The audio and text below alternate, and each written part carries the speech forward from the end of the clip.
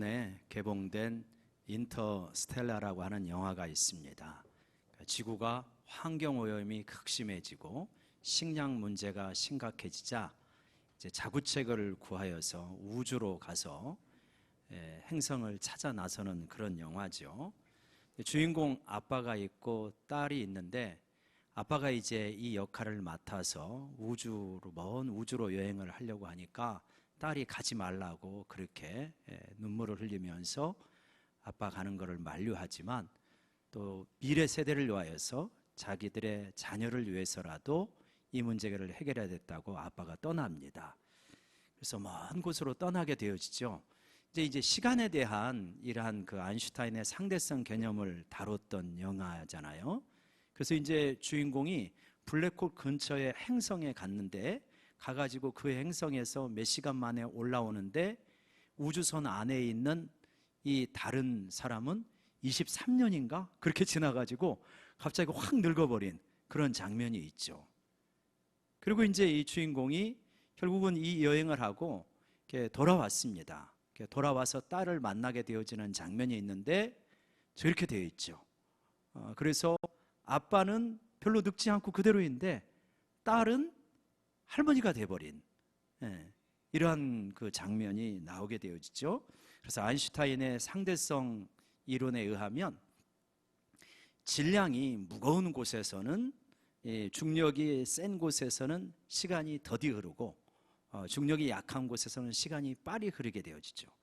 만약에 가상을 해가지고 지구에 막 한 수만 층 높이의 빌딩을 딱 세웠다면 우리가 밑에서 살아야지 위에서 살면 빨리 늙는 거예요. 그렇게 되어지는 거죠. 그러니까 빛의 속도로 빨리 달리면은 시간이 안 가는 거죠. 더디 가는 거고, 지구라고 하는 행성에서는 시간이 정상적으로 흘러가니까 여행을 하고 왔더니 딸은 할머니가 되어 있더라. 이제 그런 이야기들을 다루게 되어지죠. 시간의 마법을 좀 가르쳐 줍니다. 사실 그렇지만 우리가 이러한 우주 여행을 할 수 있겠습니까? 우리 세대에 그렇게 하기는 어렵죠. 이론적으로는 가능하지만 현실적으로 이러한 것을 누리기는 어렵습니다. 그렇지만 우리가 이러한 이 시간의 상대성을 일상 속에서는 자주 경험하죠. 즐겁게 보내면 시간이 짧게 느껴집니다. 굉장히 힘겨운 일을 하고 있으면 시간이 더디 가죠. 예배의 시간도, 설교의 시간도 은혜를 받고 있으면 벌써 끝날 때가 되었어 라고 하지만 무슨 말 하는지 도대체 모르겠다, 나하고 아무런 상관이 없는 말씀을 하시는 거라면 굉장히 지루하게 느껴지는 거죠. 오늘 여러분 이 예배의 시간이 빨리 지나가기를 원합니다. 3000년 전에 살았던 이 솔로몬은 아인슈타인의 상대성 이론에 대해서 전혀 몰랐지만 이 시간이라고 하는 이 본질을 깨뚫습니다. 그래서 시간 속에서 살아가는 우리가 어떻게 살아가야 되는지 굉장한 놀라운 통찰력을 우리에게 가르쳐 주시는데, 오늘 시간 속에서 살아가는 그 참다운 지혜가 무엇인지를 나눠보고 싶습니다. 전도서 3장은 우리가 상당히 익숙한 그러한 장인데요. 전도서 3장 1절 우리 같이 한번 읽어볼까요? 시작.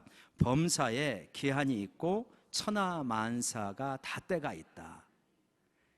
그러니까 범사가 기한이 있고 천하 만사가 다 때가 있는 거예요. 태어날 때가 있고 죽을 때가 있고 심을 때가 있고 거둘 때가 있고 모든 것은 다 때가 있는 거죠. 한번 4절 보시면 4절 읽어볼까요? 시작. 울 때가 있고 웃을 때가 있으며 슬퍼할 때가 있고 춤출 때가 있으며. 그러니까 우리 인생 속에서 울 때도 있고 웃을 때도 있잖아요. 춤출 때도 있지만 슬퍼할 때도 있습니다. 이러한 어떤 다양한 조합들이 나오는데 6절에 보면 경제적인 거를 말씀하고 있습니다. 찾을 때가 있고 잃을 때가 있고 돈을 벌 때가 있고 돈을 까먹을 때가 있는 거예요.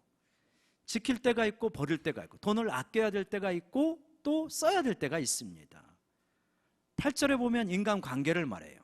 사랑할 때가 있고 미워할 때가 있고, 그렇다고 해서 미워할 때를 정당화한 건 아니지만 우리가 지금 어떻게 일본 사람들을 사랑하기가 쉽지 않잖아요. 예를 들면 전쟁할 때가 있고 평화할 때가 있고 이러한 때들이 있는 거예요. 이러한 많은 때들이 있는데 이걸 자세히 읽어보면 아 맞아, 누구나 고개를 끄덕일 만한 인생에 대한 정확한 묘사다, 이렇게 볼 수 있습니다.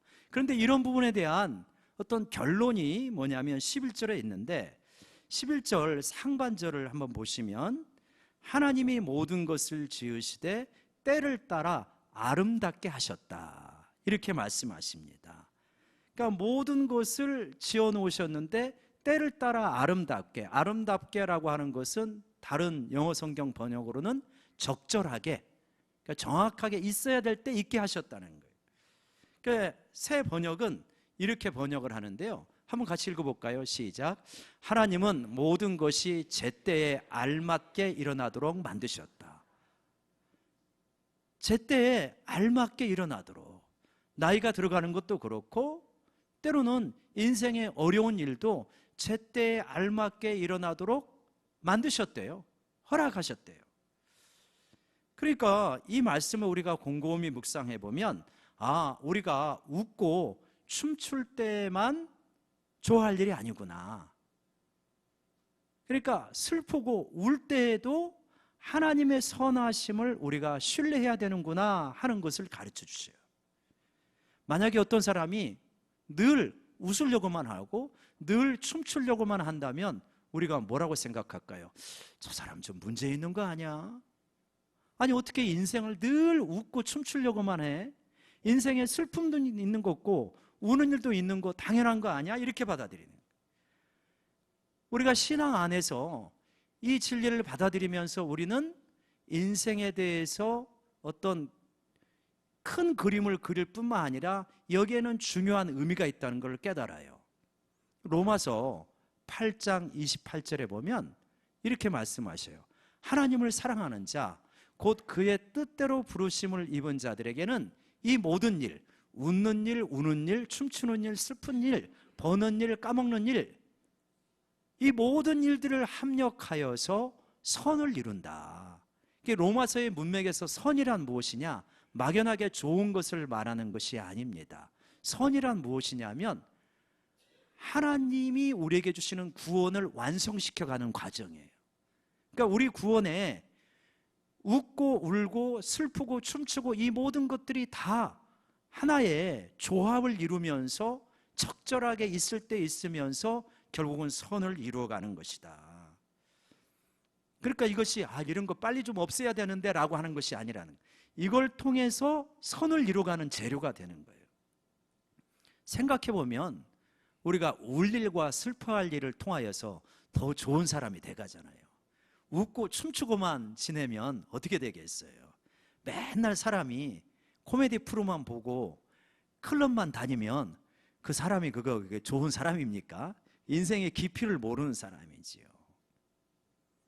웃고 슬픈 일을 통하여서 뭔가 인생의 그 깊이가 생기게 되는 거예요. 그러면 이런 일을 만났을 때 어떻게 되느냐? 전도서 7장 14절에서는 이런 일을 만났을 때 이렇게 하라고 말합니다. 한번 같이 읽어봅시다. 형통한 날에는 기뻐하고 곤고한 날에는 되돌아보아라. 이 두 가지를 하나님이 병행하게 하사 사람이 그의 장래일을 능히 헤아려 알지 못하게 하셨느니라. 형통한 날이 계십니까? 만약 여러분 지금 형통하십니까? 기뻐하십시오. 이 고단한 인생에서 하나님이 주시는 선물이에요. 근데 지금 공고하십니까? 그럼 어떻게 하라는 거예요? 되돌아봐라. 되새김질 해봐라. 왜 하나님이 이런 일을 허락하셨을까? 하나님이 이걸 통해서 무엇을 가르쳐 주시는가?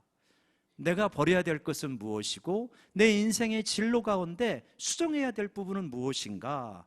공고한 날 가운데 있느냐? 되새김질 해봐라. 자꾸 좀 깊이 생각해봐라 라고 하는 것입니다. 그러니까 우리는 보통 웃기를 원하고 울기를 원하지 않잖아요. 춤추기를 원하지 이 슬픈 일을 좋아하지 않아요. 그래서 막연하게 어떤 생각을 갖냐면 예수를 믿으면 웃을 일이 많아질 것이다. 예수를 믿으면 춤추고 기뻐할 일이 많아질 것이다 라고 막연하게 생각을 합니다. 근데 예수님을 믿으면 그렇게 되어지는 것이 아니라 이 모든 것들을 온전하게 바라볼 수 있는 시각이 생긴다는 거예요. 인생의 진면목을 바라볼 수 있는 통찰력을 하나님께서 주시는 거예요. 그래서 예수님을 만나게 되어지면 울 일이 줄어든다, 그래서 웃을 일이 많아진다기보다는 울 일 가운데 제대로 울게 되어지는 거예요. 이 울고 나서 참다운 깨달음을 얻게 되어지는 것입니다. 이것이 내 인생에 꼭 필요한 것임을 알게 되어지는 것입니다. 이거를 통해서 하나님이 내 인생을 빚어가시고 계시는구나 라고 하는 걸 인정하게 되어져요. 여러분, 대학 입시에 한 번에 합격하면 감사한 일이잖아요. 근데 재수, 삼수한 분들이 나중에 많이 말을 해요. 아, 그것이 참 내게 도움이 되었다. 그렇다고 일부러 재수, 삼수 시킬 필요는 없습니다만 그 인생에 도움이 돼요, 잘 보내면. 군 생활을 행복하게 하는 사람이 몇 사람이나 되겠습니까? 그러나 군 생활을 마친 사람들이 대부분 말해요. 그 군 생활이 나에게 참 유익이 되었다. 사업에 성공하면 자아가 커지고 교만해지기가 쉬워요. 근데 사업에 실패하고 나서 의외로 하나님을 만난 사람이 많습니다. 그러니까 기가 막힌 슬픔 속에서 오히려 기도가 회복이 되어져요. 큰 아픔 속에서 부르짖다가 하나님을 만나게 되는 경우들이 많은 것입니다. 우리는 그렇게 만들어져 있습니다. 그래서 만약 여러분이 지금 우는 일, 슬퍼할 일, 탄식하는 가운데 있다고 한다면 이때야말로 은혜 받을 때요, 하나님을 만날 수 있는 절호의 기회임을 믿으시기 바랍니다. 웃고 춤추다가 하나님 만나는 사람은 적어요. 거의 없습니다. 울고 부르짖고 탄식하다가 하나님을 만나게 되어지죠. 하나님은 어떤 의미에서 조율사와 같습니다. 우리가 피아노를 치다 보면 결국은 언제는 조율을 해야 되잖아요. 언젠가는 어떤 거는 늘어나 있고 어떤 거는 조여져 있고 막, 그래서 조율사가 와가지고 띵띵 하면서 어떤 것은 풀어주고 어떤 것은 조이고 그렇습니다. 그래서 풀어주고 조이고 해서 전체적인 균형이 맞아야 이 악기를 통하여서 아름다운 음악을 만들어낼 수 있어요. 하나님도 마찬가지. 우리 인생을 어떨 때는 풀어주시고 어떨 때는 조여주시고, 그러면서 그 과정을 통하여서 우리 인생 전체가 하나의 악기로서 아름다운 소리를 만들어내도록 이끌어 가시는 거예요. 하나님이 여러분을 조율하실 때 그 조율을 기쁘게 받으시기를 간절히 축원합니다. 그래야 이제 아름다운 악기 소리가 나는 겁니다. 11절의 중반절에 보면 하나님이 우리 인생의 만사를 이렇게 조율해 놓으실 뿐만 아니라 우리 마음에 독특한 것을 주셨다고 그래요. 그게 뭐냐면 영원을 사모하는 마음을 주셨다고 합니다. 우리 마음속에 무엇이 있다? 영원을 사모하는 마음. 이거를 영어 번역으로 보면 이렇게 되어 있습니다. 그가 우리 마음속에 이터니티를 넣어줬다는 거예요. 우리 마음속에 영원이라고 하는 걸 넣어줬어요. 그래서 영원에 대한 감각이 우리 속에 있는 것입니다. 그러니까 우리는 이 땅에서 전부 유한한 것만 맛보잖아요. 그런데 유한한 것 말고 뭔가 영원한 것에 대한 감각이 우리에게 있어요. 밤하늘의 별을 보면 어떻게 생각이 드셔요? 밤하늘의 별을 보면서 야, 저 별 끝에는 무엇이 있을까, 이런 생각을 하지 않습니까? 별을 바라보면서 야, 인생이 어디서 왔다가 어디로 가는가. 똑같이 사고하는 기능을 일부 가지고 있는 침팬지가 저걸 보면서 내 인생은 뭔가, 이런 고민은 안 할 거란 말이에요. 야, 저거 먹으면 맛있을라나? 내일은 무슨 바나나를 먹을까? 이런 생각을 하지만 우리들은 저 별을 바라보면서 저 우주 끝에는 뭐가 있지? 나는 어디서 왔지? 나는 죽으면 저 우주 끝으로 가는 건가? 이런 것을 고민하게 돼 있어요. 근데 우주라는 게 참 재밌더만요. 뭐 제가 지극히 일부분 알겠지만 그 옛날에 이 사람들은 지구가 완전히 둥근다고 하는 것을 발견하기 이전에 그때까지만 하더라도 지구가 평평하다고 생각을 했잖아요. 그래서 배를 타고 쭉 가면 끝에 가면 낭떠러지가 있을 거라고 생각을 했어요. 근데 이제 쭉 가면은 결국 이제 제자리로 오죠. 그래서 만약에 총을 빵 쏘는데 이 총은 일정한 거리 뭐 1000m든 2000m든 가다가 떨어지는 거예요. 근데 계속 가는 힘을 가진 총을 쏘면 어떻게 되는 줄 아십니까?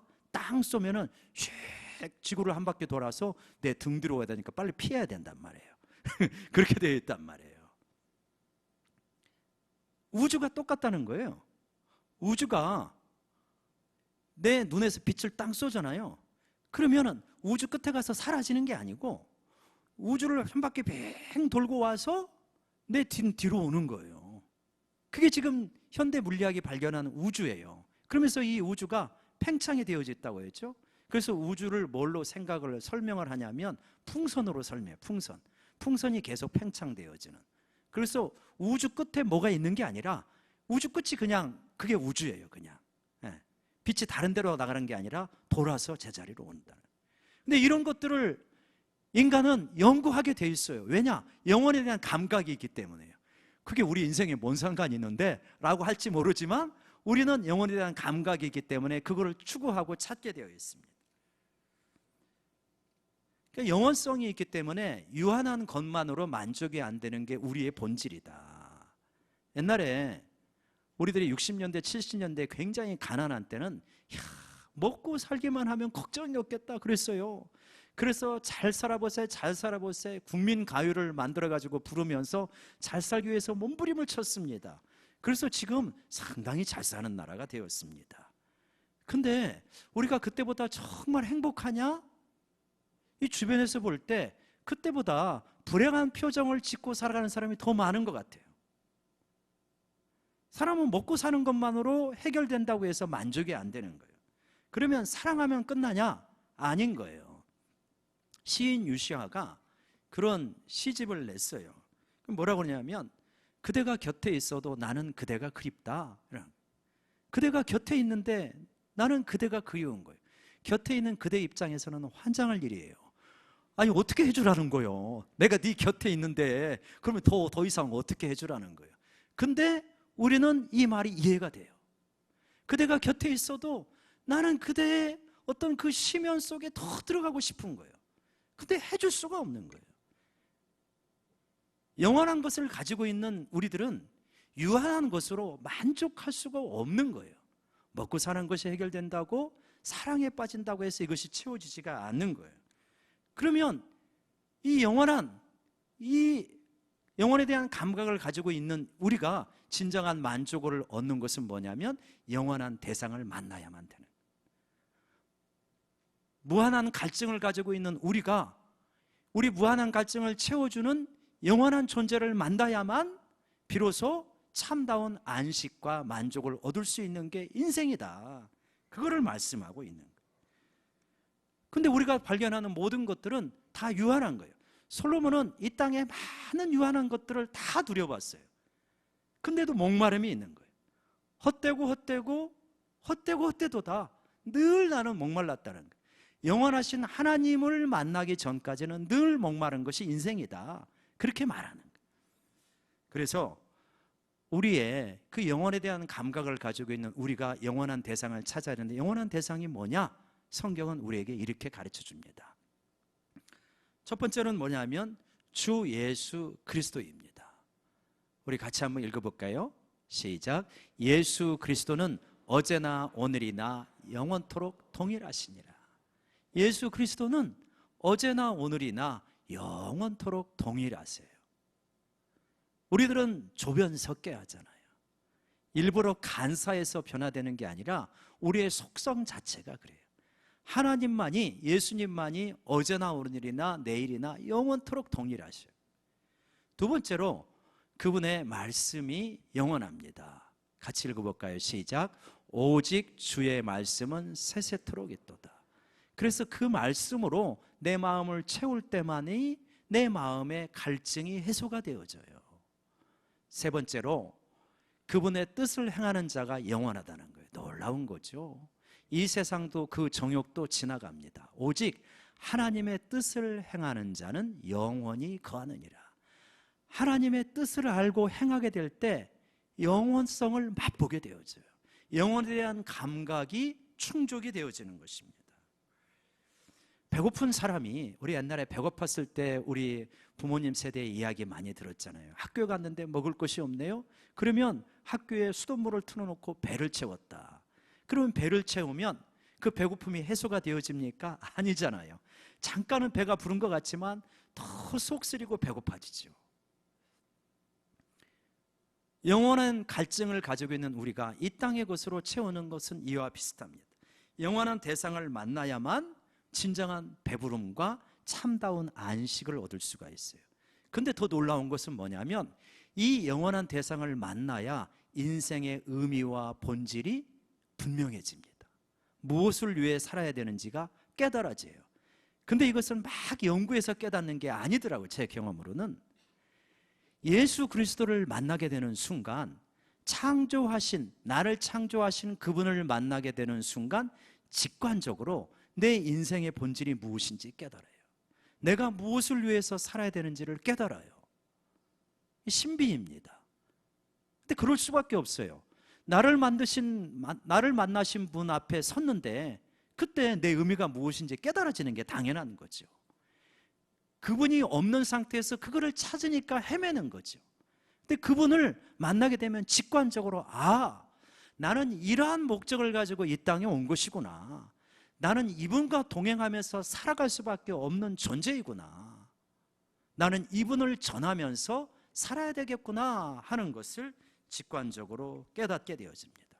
그래서 우리는 우리 안에 영혼에 대한 감각이 있기 때문에 우리 인생을 어떻게 사용해야 되냐, 어떻게 투자해야 되냐, 영원한 것에 투자를 해야 된다. 그래서 영원한 것에 투자를 하면서 영원성을 맛보게 되어지는 것을 뭐라고 그러냐면 천국이라고 합니다. 하나님의 나라라 그런 거예요. 이것은 개념이 아니고 관념이 아니고 실제로 우리 가운데 다가옵니다. 내가 하나님을 만나고 그분의 다스림 속에 들어가면 천국이 실제로 내 삶 속에 이루어지는 것을 깨닫게 되어져. 그래서 로마서 14장 17절에서 이 천국, 하나님의 나라는 이런 것이다 라고 말합니다. 같이 한번 읽어볼까요? 시작. 하나님의 나라는 먹는 것과 마시는 것이 아니요 오직 성령 안에 있는 의와 평강과 희락이라. 하나님의 나라, 예수를 믿어서 먹는 것, 마시는 것이 더 많아지고 더 고급스러워지는 게 아니라는 거예요. 하나님의 나라는 성령 안에 머물면서 성령이 우리 안에 머무르시면서 우리 가운데 의를 누리게 하시고 평강을 누리게 하시고 희락을 누리게 하시는 거예요. 의로움이란 뭐냐면 하나님과의 온전한 관계 속에서 우리 관계를 깨트리고 우리 인생을 왜곡시키는 죄를 끊어내고 멀리하게 하는 것입니다. 평강입니다. 주님을 만나게 되면 평강이 내 마음속에서 흐르게 되어져요. 편안이 아니에요. 편안은 환경이 좋으면 편안한 겁니다. 근데 예수를 믿는다고 꼭 편안한 것만은 아니에요. 어려운 일도 얼마든지 있어요. 근데 마음속에서는 빼앗기기 싫은, 빼앗길 수 없는, 그래서 꼭 붙들고 있는 평강이 우리 마음속에 흐르게 되어져요. 신비입니다. 성령님이 실제로 주시는 거예요. 이거는 리얼리티예요. 부인할 수가 없어요. 다른 사람은 모르지만 나는 아는 거예요. 내 안에 이 평강이 있는 거예요. 또 하나 뭐가 있냐? 기쁨이 있는 거예요. 희락이 있는 거예요. 이 세상이 줄 수 없는 희락, 내가 존재한 것에 대해서 감사할 수밖에 없게 만드는 희락, 그거를 성령님이 주시는 거예요. 그래서 이 주님이 너무 좋다라고 말할 수밖에 없는 거예요. 왜냐? 이건 내게서 나오는 것이 아니니까. 내가 무수히 방황을 하면서 다른 데서 이것을 얻으려고 그렇게 헤매고 다녔는데 못 찾았거든요. 근데 주님을 만나고 보니까 이것이 내 안에 주어지는 거예요. 그것도 은혜로, 즉 공짜로, 값없이. 어떻게 이 주님을 자랑하지 않을 수 없겠느냐, 어떻게 이 주님을 찬양하지 않을 수 없겠느냐, 이렇게 되어진다는 거예요. 이게 영원한 감각을 가지고 있는 우리가 영원한 대상을 만날 때의 모습입니다. 여러분, 그렇기 때문에 우리는 다른 어떤 것보다도 영원한 것에 투자할 수 있는 저희 모두가 되기를 원합니다. 이 땅을 살면서도 굉장히 많이 투자를 하잖아요. 그래서 그냥 이자율이 10%, 20% 뭐 이렇게 되어지면 엄청난 사람들이 몰리지 않습니까? 근데 진짜 우리가 투자해야 될 건 뭐냐면 영원한 것에 투자해요. 영원한 것에 대한 투자가 이자율이 얼마나 높은지 주님이 뭐라 그러세요? 30배, 60배, 100배라 그러셨어요. 근데 그 정도가 아니에요, 사실은. 이 영원한 것은 이 땅의 짧은 삶을 투자하면서 영원한 것을 누린다고 하는 것은 참 이루 말할 수 없는, 너무나 감격스러운, 어떻게 나에게 이러한 은혜를 주시나, 이렇게 말할 수밖에 없는 거예요. 영원한 것에 대한 투자는 결코 우리를 실망시키지 않습니다. 정말 확실한 투자처, 영원한 것입니다. 우리 옆 사람에게 한번 같이 이렇게 권면합시다. 우리 확실한 투자처를 발견했습니다. 시작. 우리 확실한 투자처를 발견했습니다. 자, 11절의 마지막 부분에 보면 하나님께서 또 무슨 말씀을 하시냐면, 그런데 이 모든 일의 시종을 우리로 하여금 알 수 없게 만드셨다 그래요. 우리 인생의 첫 부분에서는 울 때, 웃을 때, 슬퍼할 때, 춤출 때 이런 것들을 다 세팅해 놓으셨다 그랬어요. 그리고 두 번째는 우리 가운데 영원한 것을 넣어두셨다 그랬어요. 근데 세 번째는 뭘 말하냐면, 근데 우리가 만나는 이 모든 일들의 끝을 우리가 알 수 없다 그러셔요. 그러니까 우리 기쁨이 언제 끝날지 몰라요. 우리 슬픔이 언제 중단될지 모르는 거예요. 이건 철저하게 하나님의 손 안에 있는 거예요. 왜 그렇게 만드셨을까? 아마 우리로 하여금 우리의 필요성을 잘 인식하도록 그렇게 만드신 것 같아요. 우리의 필요성을 인식하고 겸손하도록. 너 미래는 네가 계획을 하고 잘 준비해야 되는 것은 맞다. 그러나 네 미래는 내 손 안에 있는 것이지 네 손 안에 있는 것이 아니다. 너는 너의 필요성을 이해하라 라고 하는 거예요. 우리가 AI한테 많은 기능을 부여하지만 제한을 걸어두지 않습니까? 소피아인가요?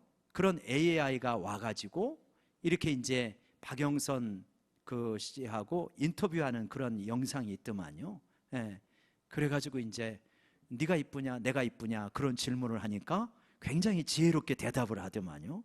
예. 그러면서 윤리적인 질문을 이렇게 하니까, 자, 어느 건물 안에 불이 났다. 그런데 노인이 있고 어린아이가 있다.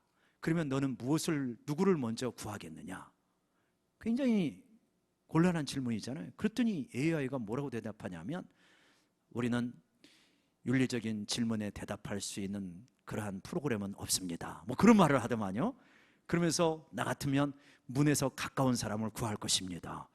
이야, 상당히 이게 참 많은 걸 생각하게 하는 그런 대답을 하더라고요. 여러분, 미래는 이 하나님의 손에 달려 있어요. 그래서 우리가 거기까지 다 보도록 하지 않아요. 아마 거기까지 다 알게 하면 어떻게 할지 모르겠어요. 그죠? 내가 언제 죽을지가 딱 정해지면 우리의 간교한 심성은 그 직전까지 마음껏 살다가 그때 가서 회개하려고 그러지 않겠어요. 그러니까 아무튼 거기는 하나님이 안 열어주셨어요. 그럼 우리에게 열어주신 게 있어요. 그게 뭐냐면 지금 현재예요. 현재는 우리에게 리얼리티예요. 미래는 하나님의 손이 달려 있어요. 그래서 현재는 지금 너희들에게 내가 준 선물이야. 그러니까 현재에 살아라 라고 말씀하시는 거예요. 그럼 현재 어떻게 살아갈 수 있느냐라고 했을 때 12절에서 이렇게 말씀하십니다. 12절 같이 읽어볼까요? 시작. 사람들이 사는 동안에 기뻐하며 선을 행하는 것보다 더 나은 것이 없는 줄을 내가 알았고. 지금 현재 여기서 사는 동안에는 어떻게 사냐면 기뻐하며 선을 행하며 사는 것보다 더 나은 것이 없다는 거예요. 기뻐하라는 거예요. 우리의 삶과 존재 자체를 기뻐하라는 거예요. 근데 주님을 만나면 이 기쁨이 회복된다 그랬잖아요. 주님을 만나지 않으면 억지 기쁨으로 살아갈 수밖에 없지만 주님 안에 살면 기쁨이 자연스럽게 나오게 됩니다. 막 억지로 즐거운 일을 찾아야만 되는 게 아니라 주님과 동행하면서 일상의 일들을 하면서 기쁨을 누릴 수가 있어요. 그래서 기뻐하며 존재 자체를 기뻐하며 살아라. 그래서 이것을 데살로니가 후서 5장 16절에서 우리가 잘 아는 말씀으로 이렇게 했죠. 항상 기뻐라. Be joyful always. 항상 기뻐하라. 이게 우리 힘으로 안 되더라고요. 근데 주님을 만나고 성령 안에 늘 머물고 주님과 동행하려고 하면 기쁨이 마음속에서 흘러요. 억지로 찾지 않아도 흐르게 됩니다. 그래서 기뻐하라는 거예요. 또요, 뭐라고 그러시냐면 선을 행하라는 거예요. 선을 행하며 살아라. 이 짧은 인생, 영혼에 비하면 참 짧은 인생을 살아가는데 악하게 살아가는 경우도 많아요. 악이라고 하는 것은 뭐냐면 나를 해치는 거예요. 악이라고 하는 것은 뭐냐면 주변의 사람들에게 큰 아픔과 눈물과 상처를 심어주는 거예요. 이 짧은 인생을 살아가면서 결국은 이 세상을 짧게 살고 떠나게 되어지는데, 나를 기억하는 사람들의 마음속에 참 그 사람 못된 사람, 나에게 말할 수 없는 상처를 준 사람, 참 다시는 만나고 싶지 않은 사람, 이런 거를 남겨주고 떠난다면 얼마나 비극이냐는 거예요. 선이라고 하는 것은 뭐냐면 나에게도 유익이 되어지고 그 사람에게도 유익이 되어지는 거예요. 이게 선입니다. 그러니까 이 세상을 살면서 가장 나쁜 삶의 모습은 뭐냐면 나의 만족, 나의 자존심, 나의 어떤 이기적인 목적을 위하여서 다른 사람들에게 말할 수 없는 상처를 주는 것, 이거는 정말 악한 거다. 이것만큼은 피하려고 애를 쓰셔야 됩니다. 내가 엄청난 선은 행하지 못한다 할지라도 나의 잠깐의 유익을 위하여서 다른 사람을 너무 아프게 하는 죄는, 이거는 늘 주님 앞에 회개해도 마음속에 담겨져 있는 부담이에요. 주님 앞에 갈 때까지 참 안고 가는 부담인 거예요. 그러니까 이렇게 살면 안 되는 거예요. 그래서 너희는 이 짧은 인생을 살면서 영원한 삶을 살아갈 존재들이니까 이 땅에서 선을 행하면서 살아야 된다. 너무 많은 아픔을 가지고 살아오지 말아라. 너무 많은 아픔을 주변에 줄고 살지 말아라. 그래야 이 짧은 인생을 살아가면서 잘 살아가는 거다. 왜 그렇게 아픔을 주냐? 우리 욕심 때문에 그러거든요. 쾌락에 대한 욕구 때문에, 못된 어떤 자존심 때문에, 이런 것 때문에 악을 행하는 거거든요. 그런 거 하지 말아라 라고 말씀을 하시는 겁니다. 마지막으로 13절에서 뭘 말씀을 하시냐면 13절 같이 한번 읽어볼까요? 시작. 사람마다 먹고 마시는 것과 수고함으로 낙을 누리는 그것이 하나님의 선물인 줄도 또한 알았도다. 하나님의 선물을 즐거워하래요. 그런데 그 하나님의 선물이 무엇입니까? 잘 먹고 마시는 겁니다. 내게 주어진 일을 수고하며 애쓰는 거예요. 그게 하나님의 선물이에요. 22절 보세요. 22절 보면 그러므로 나는 사람이 자기 일을 즐거워하는 것보다 더 나은 것이 없음을 보았나니. 더 나은 게 없대요. 뭐요? 자기 일을 즐거워하는 게. 자기 일을 즐거워하는 것이 시간 속에서 살아가는 사람들의 지혜입니다. 이놈의 일을 빨리 그만두고 내가 연금 받고 살아야 편안히 살지, 그게 아니라는 거예요. 이제 휴가가 거의 끝나가시죠. 야, 휴가 끝났으니 무슨 낙으로 사냐, 내년 여름까지 어떻게 휴가를 기다리냐, 이게 뭔가 문제가 있다는 거예요. 휴가 끝났냐? 휴가 좋죠. 휴가 너무 길면 안 좋습니다. 휴가를 이제 끝나고 야, 다시 일상에 왔으니 여기서 하나님과 동행하면서 기쁘게 살아야지. 이게 솔로몬이 우리에게 주는 지혜인 거예요. 저의 행복이 무엇이겠습니까? 빨리 여름 휴가가 와라. 빨리 안식월이 와라. 그때가야 내가 인생을 제대로 살 수 있다. 그러면 여러분, 비극적인 목회자를 둔 거예요. 한 주 한 주 하나님이 주신 은혜를 잘 받고 이 은혜를 어떻게 같이 나눌까? 한 주 한 주가 너무 감사하다. 주일 예배가 기다려진다. 이래야 좋은 목회자이지 않겠습니까? 목회자만 그런 게 아니라 여러분의 일상도 마찬가지인 거죠. 형과 동생이 대화를 합니다. 동생이 형한테 물어. 형은 왜 그렇게 일을 즐겁게 해? 그러니까 형이 대답을 하기를 내가 좋아하는 일을 하기 때문이지. 그러니까 동생이 묻습니다. 어떻게 해야 자기가 좋아하는 일을 찾을 수 있어? 형이 대답합니다. 네가 하고 있는 일을 열심히 해봐. 그러면 찾을 수 있어. 자기가 하는 일을 마음을 실어서 열심히 하게 될 때, 그때 진정한 소명이 발견되어지는. 마음을 실지 않으면 절대 소명을 발견 못해요. 마음을 싣고 주님의 도우심으로 하면요, 일 자체가 일상에서 주님과 동행하는 기쁨을 얻게 되어집니다. 이 일을 빨리 바꿔야만 내가 만족하는 게 아니에요. 이제 어떤 경우는 그런 경우도 있겠지만 보통의 경우에는 이거 말고도 내가 할 일도 없는 경우들이 많잖아요. 여러분 마음속에. 그렇지 않습니까? 나는 저거를 꼭 해야 되는데 그게 없는데 이 일이 불만족스러울 때가 많으신 거잖아요. 이 일에 마음을 실으셔야 돼요. 이 하나님이 주신 선물이에요. 이 일 자체가, 지금 현재 자체가. 그래서 이 일을 내 마음을 다해서 하다 보면 소명을 발견하게 되는 것입니다. 여러분, 우리는 시간이라고 하는 이 마법 속에서 살아갑니다. 3000년 전에 솔로몬은 모든 것을 다 가진 사람이지만 굉장히 지혜로운 사람이었는데 모든 것을 다 가지고서 후회를 했어요. 헛되고 헛되다.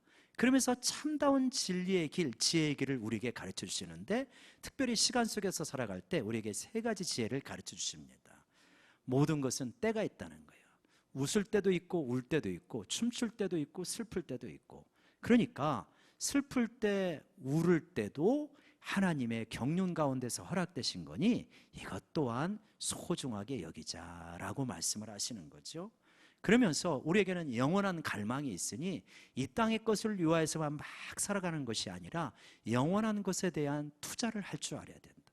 그러면 진짜를 우리가 맛보게 되어진다. 마지막으로요, 뭔 얘기합니까? 그렇지만 오늘 현재가 하나님이 여기에서 주신 선물이기 때문에 이 현실을 소중하게 여기면서 기뻐하고 또 선을 행하고 나에게 주어진 일을 마음을 실어서 감당해 가라. 그것이 영원한 세상을 그리워하면서도 이 땅을 살아가는 이 어떤 이 균형 잡힌 자의 삶의 모습이고 지혜자의 모습이다. 여러분, 이러한 삶을 살아갈 수 있는 우리 모두가 되기를 간절히 원합니다. 기도하십시다.